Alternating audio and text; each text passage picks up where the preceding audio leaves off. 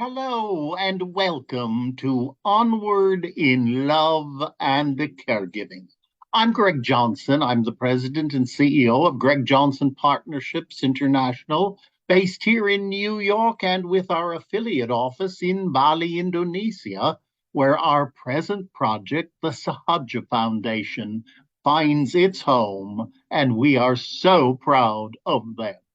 I'm so grateful to have this opportunity to spend some time with you today as we continue our series on what really is family caregiving. Each other week, we have been spending some time on specific topics. We began with a welcome to family caregiving. We then talked about the word family, and we talked about the word caregiving. Now, in the next three episodes, which will be bi weekly, because remember, we're putting in between Peace Be Still, adding to the great variety that is ours here in the world of family caregiving. But for the next three sessions that we do on caregiving, we're going to be talking about principles of self care, physically, emotionally, and spiritually. Because no matter what happens to us, we are people who are physical, emotional, and spiritual, and so are our care recipients. And therefore, all the things that happen to us, we need to be talking about our care recipient, yes, but we need first to talk about ourselves. Why? What is the one rule of family caregiving? It's the old oxygen mask story. I have to care for myself before I can care for you. I've got to put my mask on before I help someone else. And so I wanted to devote some time to each of the three areas, physically, emotionally, and spiritually. And as we are human beings, when we are troubled in one of the areas, it tends to affect all of the areas and they reverberate or the waves go. So we'll be able to talk about that as well. But today we're going to talk about the physical.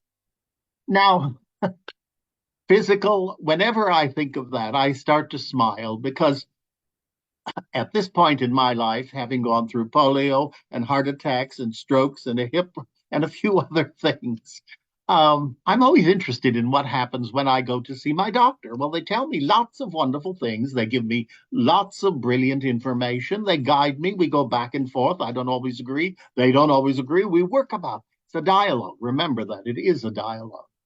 But when it comes down, once I've found out what medications I need and so forth, what are the two topics that always come out? And I don't care what the disease has been for me or for anyone that I've been caregiving for.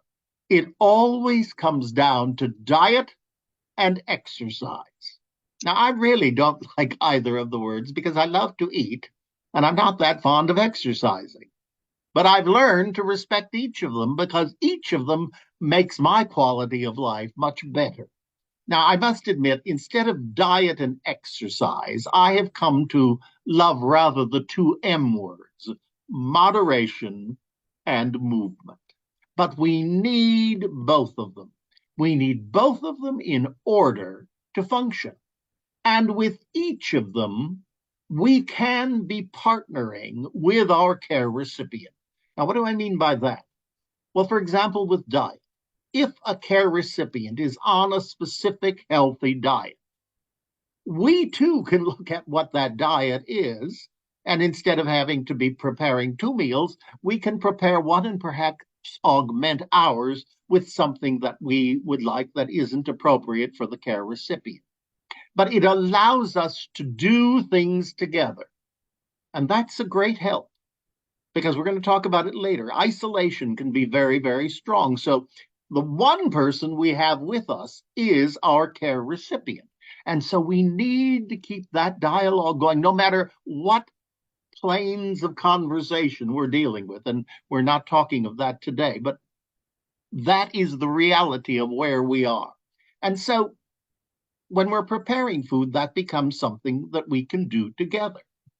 Now, the same goes with exercise because each of us needs exercise. When I was recovering most recently from the stroke situation. It was, I don't mean the stroke, that was longer ago, with the hip situation. And I could get myself from the bed here and be at the computer and doing some work. But I would begin doing things like this, simple as this is, just up and down. Didn't affect the hip, but it did get circulation going. Or I could go this way and that. You see, the idea being I'm taking wherever I am, and as limited as it may be, and doing a bit of exercise. Now, that at the same time can inspire our care recipients to begin moving a little bit, because we're showing by example, but we also are spending some time with that sort of a situation. So I urge you to constantly be in partnership, because that is the reality of perhaps your whole day. It is you and your care recipient finding ways to bond, to share, and to care for both of you. Because if you're not taking care of yourself, you're going to find it harder to care for that recipient. You know that as well as I do. So I can't urge enough that we take into account both diet and exercise, but diet and exercise in ways that can be partnering. Another way of partnering is in journaling. Now, we're going to be talking about journaling next week and most likely or in the next session and the following one, because they relate both to the mental, emotional, and the spiritual aspect of life. But journaling, perhaps keeping a record of what's going on together. And one of the things that I have found, now it's something that I believe in very strongly, as you all know, I am a very grateful recovering alcoholic for a very long time. And right next to the bed in my Bible is my gratitude list. That is a principle of self-care, physically, emotionally, and spiritually, because I put on that gratitude list so many things that very small things. They aren't the major miracles of life by any means, but they are the small steps. And they remind me that I'm being cared for and that there is progress. So I urge you, with your care recipient, to perhaps each day, it's something I did it with Joe, and I found it to be very helpful because it was getting to the point that the illness was becoming all consuming. And so we would sit together and I'd say, we're going to add 3 things that we're thankful for today. Okay. Well, we're together and we're making it. We're making it through today. That's as present as you can get. That's presenteeism at its best. And we would put down being together. By the way, did you know how well you moved your arm today? Well, let's put it down. And we begin to see the wonderful things that are happening. I don't want to get into the mental and emotional, but as we focus on positive things that are happening, we begin to see more positive things, even in some very dreadful and difficult situations. So I urge you to be journaling, to be doing a gratitude list. And as we go visit the doctors. Now, this becomes a topic that I really like to talk about when we're talking about the principles of self-care. We need to keep lists of questions, lists of accomplishments, of blood pressures, whatever the doctor may have requested. Now, you may choose to do it and be so modern and do it on here. Now, that's where Donnie does it. I still take an envelope because I like a piece of paper and I write right on it and I can remember and I can still read my handwriting. So it's very important to put down the questions we want to ask, because I don't know about you, but There are two things that often happen when we go to medical professionals, whether they're dentists or doctors. We get there and suddenly, oh, yes, we're feeling fine. Yes, thank you. Well, we really aren't. But there just seems such a change in the environment and so forth that we forget the questions we wanted to ask. And so I am known for saying, I've written these things down, and I'd like to have you talk to us about that. Now, doctors I know are very busy, but right here and now, I want to assure you and I want to tell you that one of the most important things that you can do when you and your care recipient are visiting the doctor, if the doctor is consumed with the computer, I have been noted to say, when you're finished being a secretary, we would like to speak to you face to face. Now that shakes them up a bit, yes. First of all, it's good manners and it's a courtesy. I don't want to talk to the back of the doctor while he's thinking about what he's typing. No, I want the respect of knowing that I can ask my question, I can hear his answer, and I can parrot that answer back to him. That's a very important technique. And that is, as you ask a question and you get an answer, then to repeat the answer, but saying, so you would like me to do blah, blah, blah. Yes, correct. Because that way you can be certain. Remember, these are brilliant, brilliant persons who can assume that we know pieces that they've just taken for granted all their lives because it's their daily life. Well, it's not ours. We're not medical people. We're the caregiver. We're not the cure giver. And I have been known also to point that out to a doctor, to say to them, you're absolutely brilliant. We're very grateful for your services.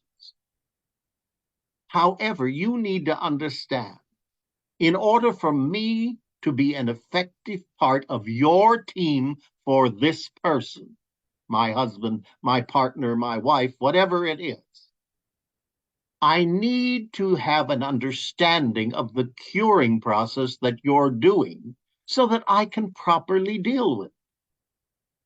Now, it's unfortunate that we have to explain that, but do whatever you need to be certain that you understand and that your care recipient receives that best care that you can possibly give because the doctor has given you, or the nurse, or the whomever you're dealing with has given you full information. So do not be afraid to ask questions. Do not be afraid to ask to be talked with, not at. And no matter the condition of the care recipient, we still want to keep it as a full conversation. They may not be able to speak, they may be in dementia areas and in a different plane, but we will still keep the conversation among us that that person is present.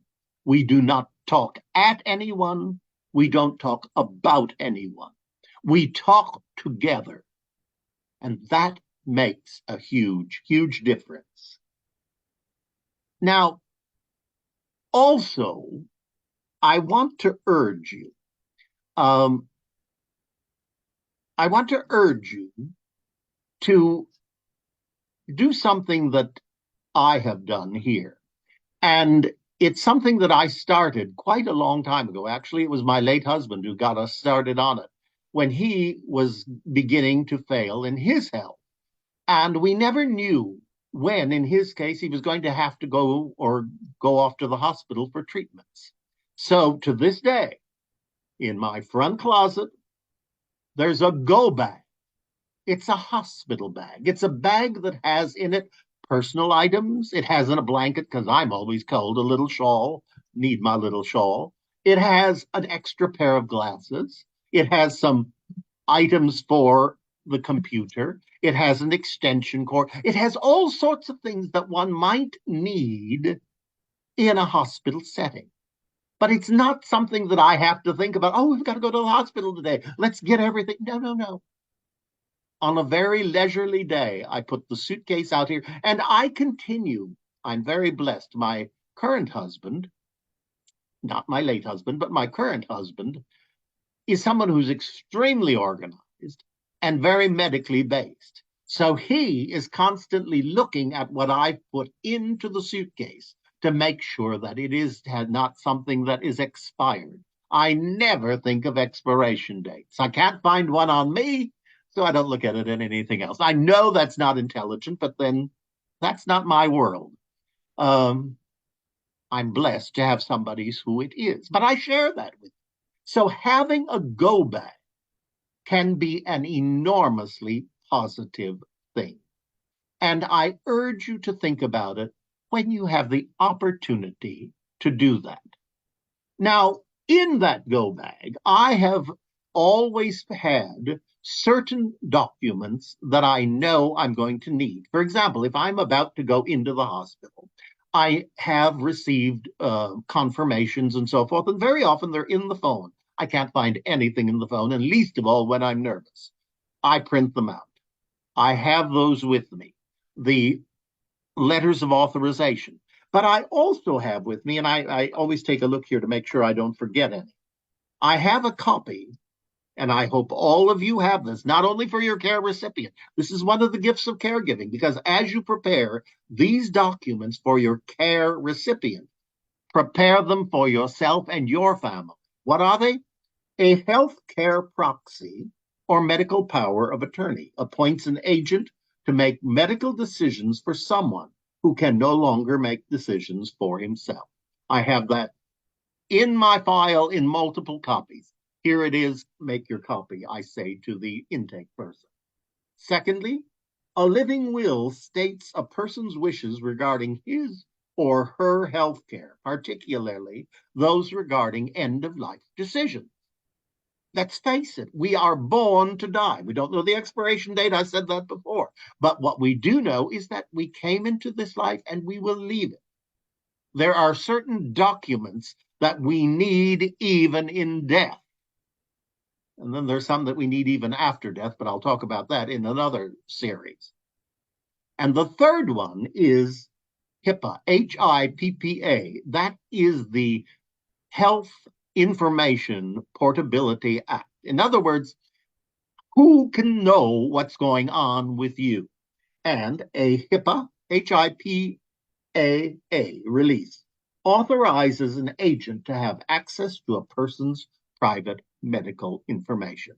Those three documents I have at all times scanned, I have them made copies, and I have those in my suitcase as well and ready to go.